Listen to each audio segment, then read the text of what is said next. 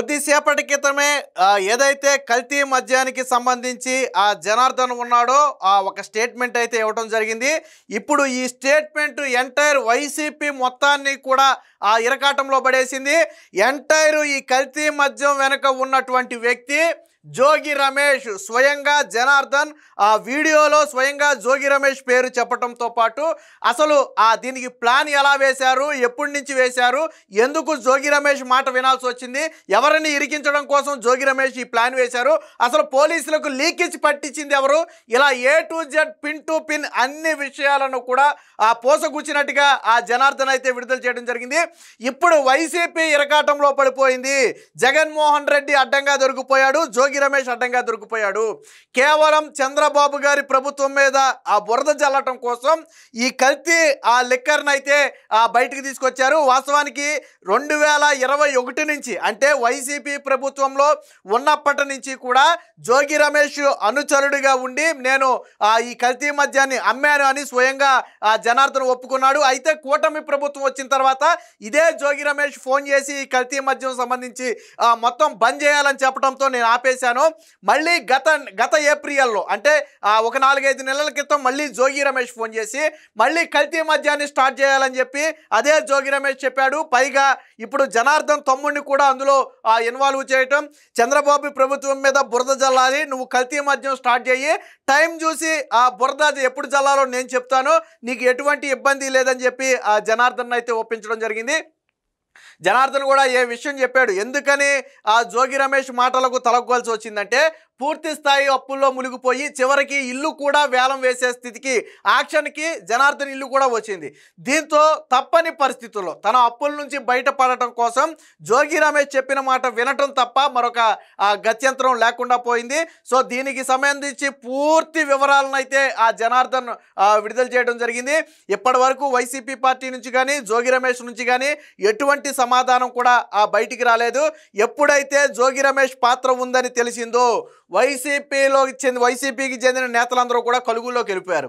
నిన్న మొన్నటి వరకు కల్తీ మద్యం అంటూ మీడియా ముందు మాట్లాడిన వీళ్ళందరూ కూడా ఇప్పుడు ఎలుకలు కలుగుల్లో దూరినట్టు ఎవరి కలుగులో వాళ్ళు దూరేసి ఇప్పటి వరకు కూడా బయటికి రాలేదు. ఇప్పుడు ఎంటైర్ స్టేట్ మొత్తం కూడా ఈ జనార్దన్ వీడియో వైరల్ కావడంతో మొత్తంగా వైసీపీ భాగవతం బయటపడటం అంటే జగన్మోహన్ రెడ్డి స్కామ్ చూడండి. నేను అనుకోవడం ఏంటంటే ఇది జోగి రమేష్ ఒక్కడి పనే కాదు.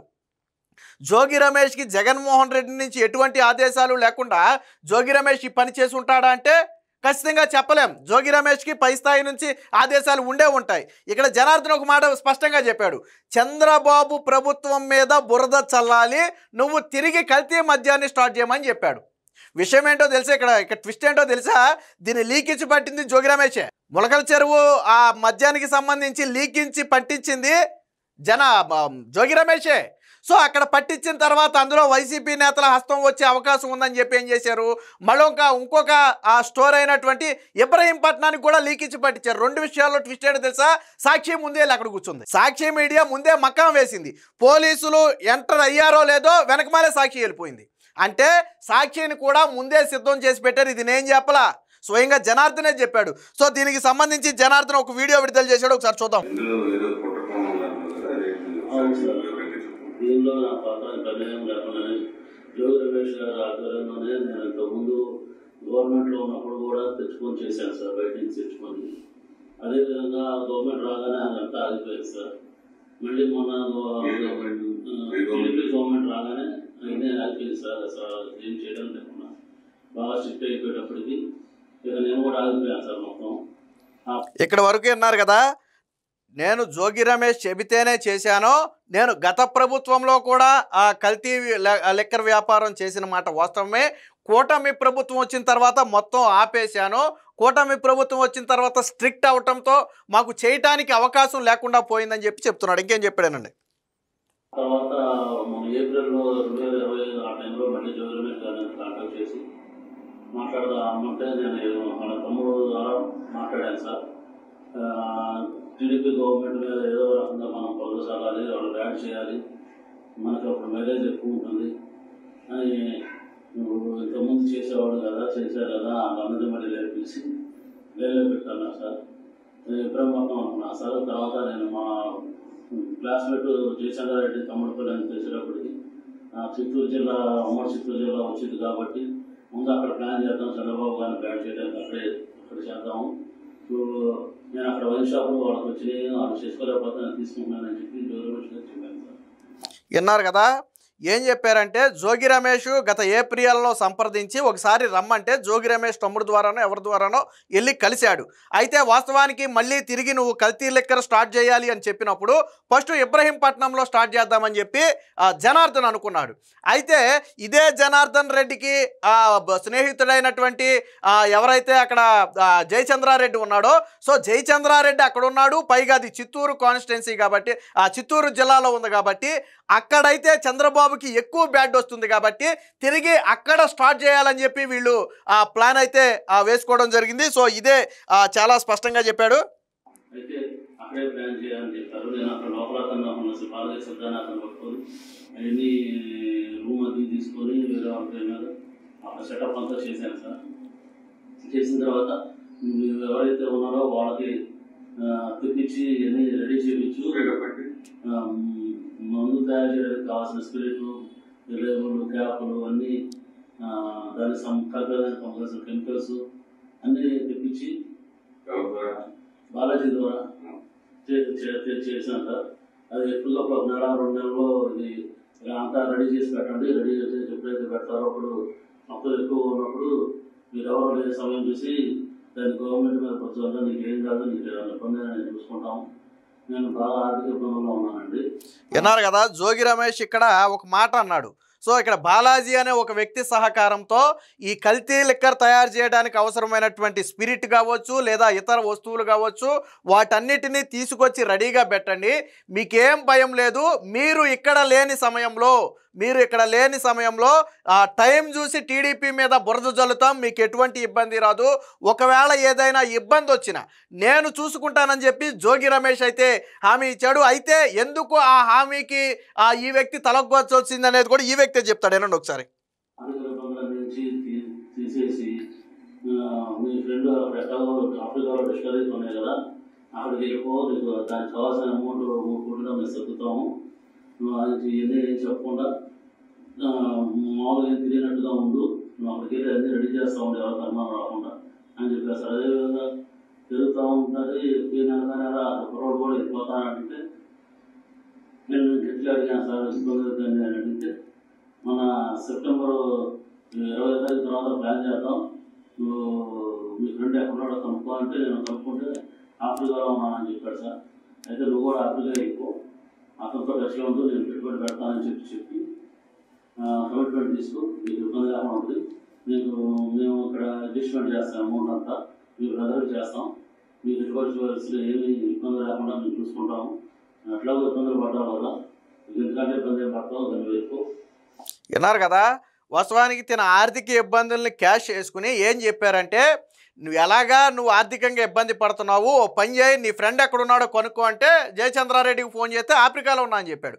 ఓ పని చేయి, నువ్వు కూడా ఆఫ్రికా వెళ్ళిపో, నీకు ఒక 2 నుంచి 3 కోట్ల వరకు మేము సర్దుతాము, ఆ డబ్బు కూడా ఇక్కడ మీ తమ్ముడి దగ్గరికి సర్ది నీకు వచ్చి ఏర్పాటు చేస్తాం, ఇప్పటి వరకు నువ్వు ఇబ్బంది పడ్డావు కదా, ఇక ఇబ్బంది పడాల్సిన అవసరం ఉండదు, నువ్వు కూడా ఆఫ్రికా వెళ్ళిపోతే నీ మీద కూడా ఎటువంటి మచ్చ ఉండదని చెప్పి ఈ వ్యక్తిని అయితే ఆఫ్రికా పంపారు. తర్వాత ఏం జరిగిందో చూడండి.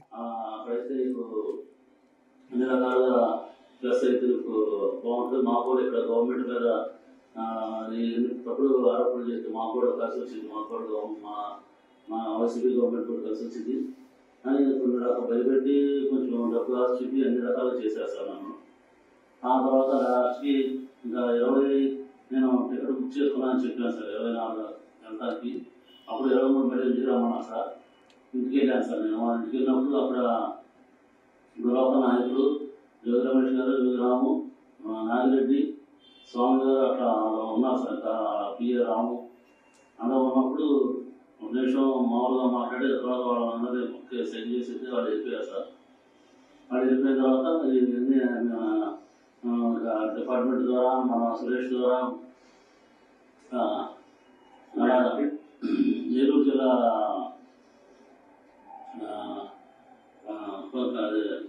కొల్లేరు ఉంటారు సార్, అప్పుడు నారాయణపురం బాగా ఉన్నప్పుడు నాకు ఫైనాన్షియల్ వచ్చాను సార్. తన ద్వారా డిపార్ట్మెంట్కి ఇన్ఫర్మేషన్ పాస్ చేసి రైడ్ చేయించారు సార్. విన్నారు కదా, ఈ రైడ్ ఎవరు చేయించారంటే వాస్తవానికి గత నెల 24న ఆఫ్రికా వెళ్ళడానికి టికెట్ బుక్ చేసుకున్నానని చెప్పి జోగి రమేష్కి చెప్తే ముందు రోజు జోగి రమేష్ ఇంటికి రమ్మన్నాడు. సో ఇంటికి వెళ్ళినప్పుడు జోగి రమేష్తో పాటు నాగిరెడ్డి, ఇంకా జోగి రమేష్ పిఏ, ఇంకెవరో 4-5 పేర్లు అయితే చెప్పాడు. వాళ్ళందరూ ఉన్నారు. ఒక 5 నిమిషాలు మాట్లాడిన తర్వాత సైగ చేస్తే వాళ్ళందరూ వెళ్ళిపోయారు. అప్పుడు నన్ను కూర్చోబెట్టి ఏలూరుకు చెందినటువంటి గతంలో జనార్దన్కి పరిచయం ఉన్నటువంటి ఒక వ్యక్తి ద్వారా దీన్ని పోలీసులకైతే లీక్ ఇచ్చే ప్లాన్ అయితే చేయటం జరిగింది. సో అదే విషయాన్ని స్పష్టంగా చెప్తున్నాడు. గవర్నమెంట్ మీద వ్యవస్థగా మాట్లాడి గవర్నమెంట్ తప్పులు చేస్తుంది అని చెప్పి బాగా యాంటీ చేసుకోవడం ట్రై చేశారు. కానీ చంద్రబాబు గారు పార్టీ నాయకులను సస్పెండ్ చేసేటప్పటికి అంత ఎక్కువ హైలైట్ అవ్వలేదు జనార్దన్ అని చెప్పి మళ్ళీ నాకు కాల్ చేసి మీ దాని మీద కూడా చూపించేద్దాం, నువ్వు అక్కడ బాధ్యత పెట్టే సరుకు ఇక్కడ తెచ్చిపెట్టేసి గొడవలో పెట్టు, అది మీ తమ్ముడు ద్వారా డిపార్ట్మెంట్ వాళ్ళకి తెలిసి సురేష్ మా ద్వారా సాక్షి టీవీలు వాళ్ళందరినీ తీసుకొని వస్తాను, నాయకులందరినీ తీసుకొని వస్తానని చెప్పి అలర్ట్ చేసి నాకు అక్కడ ముందు రోజే అన్ని అక్కడ తెప్పించి పెట్టించారు సార్. వాళ్ళ మనుషుల ద్వారా అక్కడ తెప్పించి పెట్టించారు సార్.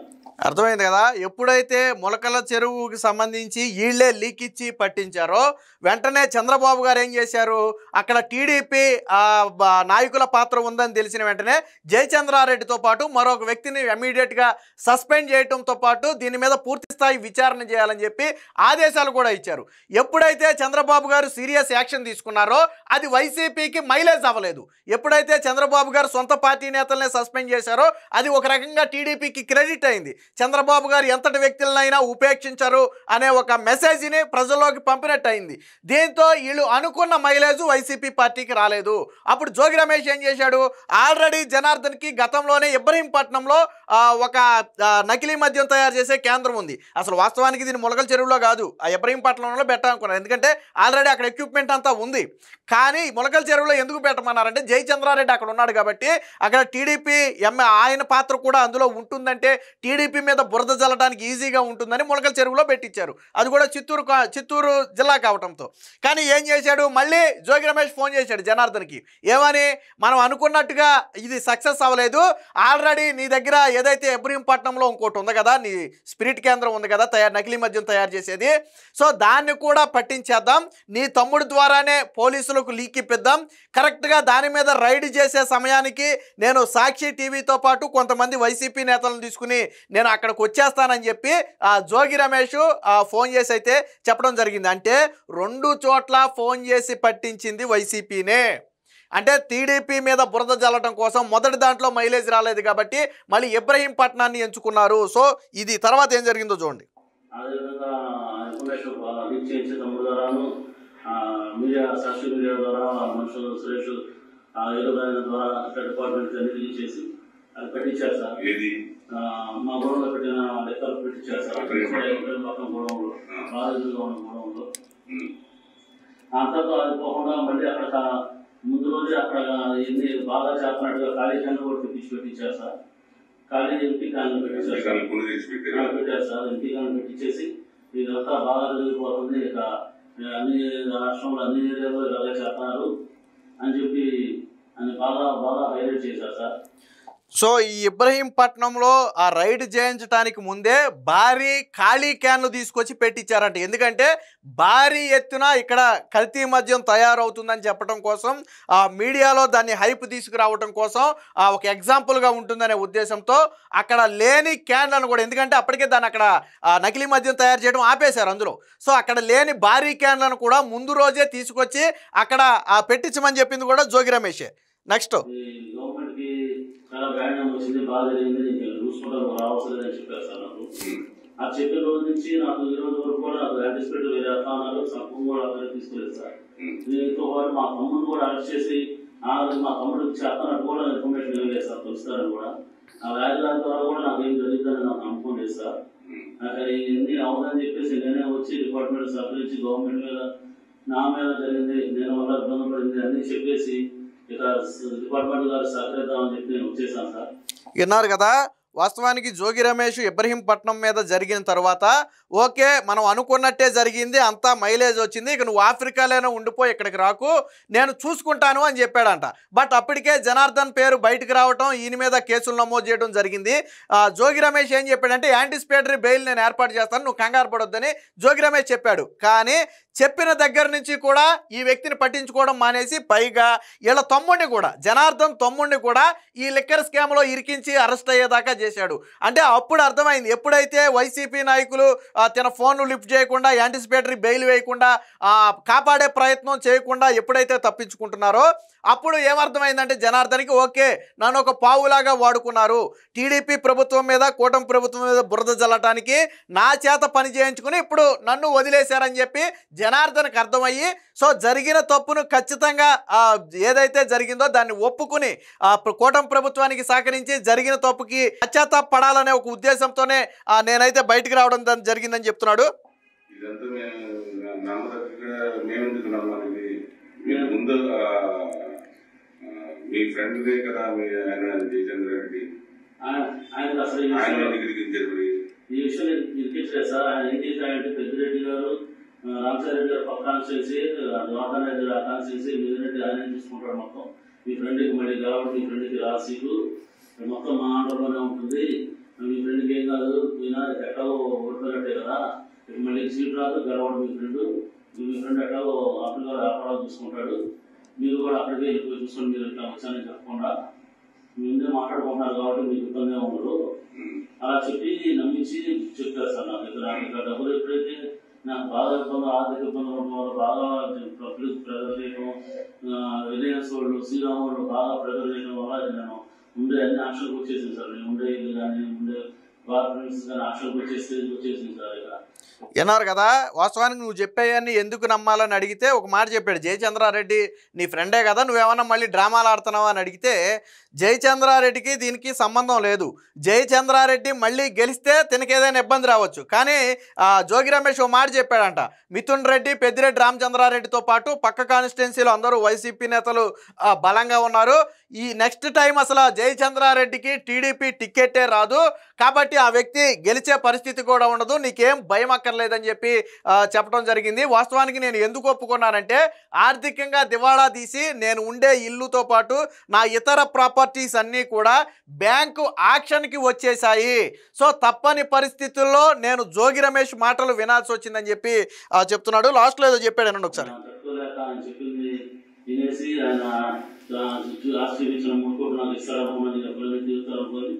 నేను ఓకే అన్నాను సార్, చేసేదానికి ఓకే అన్నాను సార్. మరి పరిచయం నాకు చిన్నప్పటి నుంచి పరిచయం సార్ జోగి రమేష్ గారు. నాకు నేను చిన్నప్పటి నుంచి నాకు జయచంద్ర రెడ్డి చదువుకున్నప్పుడు సార్ మొత్తం ఇంజనీరింగ్ విద్యానగర్ ఎంబీకరేష్ గురువు దగ్గర దాని సార్ ఎంబీకరేష్ చదువుకున్నప్పుడు పరిచయం సార్. మళ్ళీ ఎలక్షన్ టైంలోనే మేము వెళ్ళాం సార్ ఆయన దగ్గరికి. ఆ టైంలో మా క్లాస్మేట్స్ అందరం వెళ్ళి కలిసి అక్కడ క్యాంపెయిన్ దగ్గర కొంచెం పార్టిసిపేట్ చేసాం సార్. ఆ తర్వాత మళ్ళీ ఎప్పుడైతే ఇట్లా వైన్ షాప్ వచ్చి నేను ప్లాన్ చేశాడు రమేష్ గారు, ఈ విధంగా చేద్దాం, నువ్వు ఇల్లు వైన్ షాప్ తీసుకుంటాను మాట్లాడు, ఇది చేద్దాము, నీకు ఉపయోగపడుతుంది, నీ ఫ్రెండ్ వాళ్ళు నీకు ఉపయోగం లేదు కదా, నా వల్ల ఉపయోగం ఉంటుంది, అతనికి ఏం లేదు, అతనికి ఏం పోదు, ఆయన ఆల్రెడీ ఓడిపోయాడు కాబట్టి ఇబ్బంది ఏం లేదు, ఇంకా ఇలా చెప్పేటప్పటికి అతనికి ఏం కాదు కదా, నాకు కూడా ఏం కేసు లేకుండా చూసుకుంటున్నారు కదా అని నేను ఒప్పుకున్నాను సార్ ఇది చేయడానికి. విన్నారు కదా, ఇది ఫైనల్ ఏంటంటే వాస్తవానికి జోగి రమేష్ అనే వ్యక్తి చిన్నప్పటి నుంచి జనార్దన్కి తెలిసిన వ్యక్తి. జయచంద్రారెడ్డి ఇంజనీరింగ్ కాలేజీ గూడూరు అక్కడ చెప్తున్నాడు, అక్కడ చదువుకునేటప్పటి నుంచి పరిచయం ఉంది. వాస్తవానికి ఎన్నికల సమయంలో మాత్రమే జయచంద్రారెడ్డికి దగ్గరికి జనార్దన్ వెళ్ళటం జరిగింది. ఈ లిక్కర్ ఏదైతే కల్తీ లిక్కర్ని స్టార్ట్ చేయాలనుకున్నప్పుడు జయచంద్రారెడ్డికి బ్యాడ్ నేమ్ వస్తుందని ఆలోచిస్తే అప్పుడు జోగి రమేష్ ఏం చెప్పాడంటే ఆల్రెడీ జయచంద్రారెడ్డి ఓడిపోయాడు, అతనికి ప్రత్యేకంగా పోయేదేమీ లేదు, ఇప్పుడు నువ్వు అతనితో కలిసి ఉన్నా అతను నీకు చేసేదేమీ లేదు, నీకు చేసే మంచి ఏమీ లేదు, నువ్వు మేము చెప్పినట్టు చేస్తే నీ అప్పుల నుంచి బయటపడేస్తామో, ఓడిపోయాడు కాబట్టి అతనికి ఇబ్బంది లేదు, నీకేం కాకుండా మేము చూసుకుంటాం కాబట్టి నీకు ఇబ్బంది లేదని చెప్పి జోగి రమేష్ చెబితేనే నేను ఈ పని చేశాను. వాస్తవానికి గతంలో లిక్కర్స్ వైసీపీ హయాంలో కల్తీ లిక్కర్ అమ్మిన మాట వాస్తవం. కానీ కూటమి ప్రభుత్వం వచ్చిన తర్వాత అన్నీ బంద్ చేసేసాం. ఎందుకంటే కూటమి ప్రభుత్వం సీరియస్గా తీసుకుంది అన్నీ. సో దాంతో ఎందుకు వచ్చిన తలనొప్పని మేము మానేస్తే గత ఏప్రిల్లో జోగి రమేష్ ఫోన్ చేసి ఈ విధంగా ప్లాన్ చేసి వాళ్ళే లీక్ ఇచ్చి పట్టించి వాళ్ళే ప్రభుత్వం మీద ఆ బురద జల్లే ప్రయత్నం చేశారని చెప్పి జనార్దన్ వీడియో అయితే విడుదల చేశాడు. ఎప్పుడైతే ఈ వీడియో బయటకు వచ్చిందో వైసీపీ నాయకులకు ముచ్చెమటలు మొదలయ్యాయి. ఆల్రెడీ ఇప్పటికే చంద్రబాబు గారు ఒక విషయం చెప్పారు, దీని మీద ఒక సిట్ ఏర్పాటు చేస్తున్నాం, ఎవరు ఎంతటి వాడినైనా వదిలిపెట్టే ప్రసక్తి లేదన్నారు. ఖచ్చితంగా ఇప్పుడు జోగి రమేష్ను అరెస్టు చేయాల్సిందే. అసలు జోగి రమేష్ కానివ్వండి, జగన్మోహన్ రెడ్డి కానివ్వండి, ఎంత నీచమైన బుద్ధి అంటే గతంలో బాబాయి హత్య జరిగిన విషయం వీళ్ళందరికీ తెలుసు. ఎవరు చంపారో తెలుసు, ఎవరు చంపించారో తెలుసు, ఎందుకు చంపారో కూడా తెలుసు. కానీ నరాసుర రక్త చరిత్ర అని చెప్పి ఆ రోజు చంద్రబాబు గారి మీద నిందలు మోపారు. తరువాత సరే కాలం కలిసి రాలేదో అప్పుడు టీడీపీ ఓడిపోయింది. బట్ జగన్ గెలిచిన తర్వాత వాస్తవం ఏంటనేది ప్రపంచం మొత్తానికి తెలిసింది. ఇప్పుడు మళ్ళీ కల్తీ మద్యం వ్యవహారం ఆడ హయాంలో జరిగి మానేసినటువంటి కల్తీ లిక్కర్ స్కామ్ని మళ్ళీ ఆ కల్తీ లిక్కర్ని బయటికి తీసుకొచ్చి ఇప్పుడు కూటమి ప్రభుత్వం మీద బురద జల్లే ప్రయత్నం చేయటం. అంటే వైసీపీ ఎంత కరుడు గట్టిన ఆ నీచమైన బుద్ధి కలిగింది, ఎదుట పార్టీ మీద బురద జల్లటానికి ఏ స్థాయికి దిగజారుతుంది అనడానికి ఇదొక నిదర్శనం. జగన్మోహన్ రెడ్డి దీనికి నైతిక బాధ్యత వహించాలి. జోగి రమేష్ని ఖచ్చితంగా కూటమి ప్రభుత్వం వెంటనే అరెస్టు చేయాలి. గతంలో చంద్రబాబు గారి ఇంటి మీద ఎంత నిర్లజ్జగా నిస్సిగ్గుగా దాడి చేశాడో మనందరం చూసాం. చంద్రబాబు ఇంటి మీద దాడి చేసి చంద్రబాబుని ఏకవచనంతో అనరాని మాటలు అన్నందుకు జోగి రమేష్కి తీసుకెళ్లి మంత్రి పదవి కట్టబెట్టాడు జగన్మోహన్ రెడ్డి. అంటే చూడండి, నారా లోకేష్ని కానీ లోకేష్ గారి ఫ్యామిలీని కానీ చంద్రబాబు గారిని కానీ భువనేశ్వర్ గారిని కానీ అనరాని మాటలని ఎవరైనా జగన్మోహన్ రెడ్డి కళలో ఆనందం నింపితే వాళ్ళకి పెద్దపీట వేస్తాడు. ఈరోజు జరిగింది కూడా అదే. ఇది జోగి రమేష్ను అడ్డం పెట్టుకుని జగన్మోహన్ రెడ్డి ఈ కల్తీ స్కామ్ని, ఆ కల్తీ లిక్కర్ ఏదైతే ఉందో దాన్ని కూటమి ప్రభుత్వం మీద నెట్టడం కోసం విశ్వ ప్రయత్నం చేశారు. ఆ కుట్రలో భాగంగానే జనార్దన్ అనే వ్యక్తిని పావుగా వాడుకున్నారు. ఇప్పుడు వాళ్ళ కర్మకాలి, వాళ్ళు చేసినటువంటి మోసం బయటపడింది. ఖచ్చితంగా జోగి రమేష్ను వెంటనే అరెస్టు చేయాలి. జోగి రమేష్ ఒక్క నిమిషం కూడా బయట ఉండటానికి అర్హుడు కాదు. జోగి రమేష్ జీవితకాలం జైల్లోనే ఉండాలి.